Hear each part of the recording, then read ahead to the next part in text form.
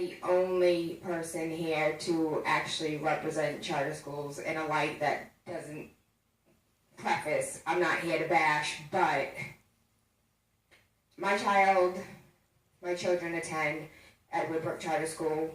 My son attended Henry Grew before we switched him to paying for a private school. And once his sister got into Edward Brook, we then had sibling preference.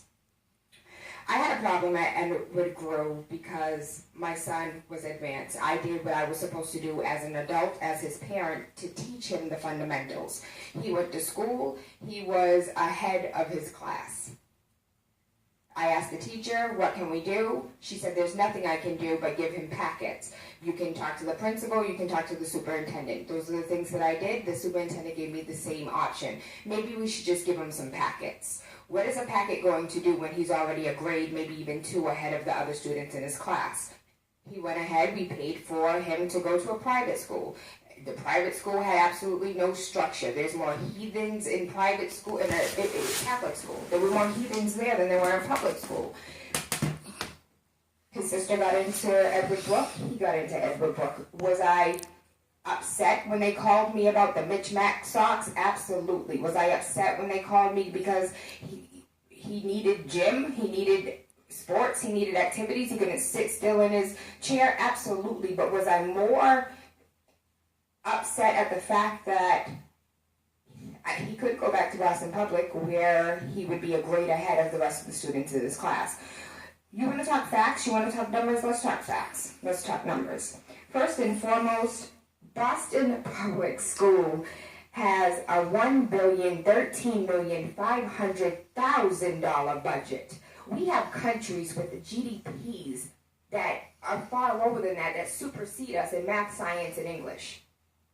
How on earth can we figure out what they're doing and then take that curriculum and put it into Boston Public? How can we take Boxfords, Bedfords, Concords? Aren't we the only state in the United States of America that are busing our children to obtain an education? No, we're not? No, we're not. No. It's ridiculous. Why are we still busing children to receive an education? Period. $1,013,500,000. Your new superintendent gets almost $300,000 a year. $237,000 a year. What are we congratulating him for? That could be for the fact that my 12-year-old can no longer take a bus but has to get on a public transportation with pedophiles. How much time and effort do we put into making sure that the people that's on top, sitting at the bus, what are they called? The bus monitors. How much time and effort do we spend making sure that the people on the bus monitors, are safe enough to drive with our children, ride with our children? The bus drivers can ride with our children, but yet we send our 12-year-olds, our 6th graders, on the Boston public transportation with all types of who knows on that bus.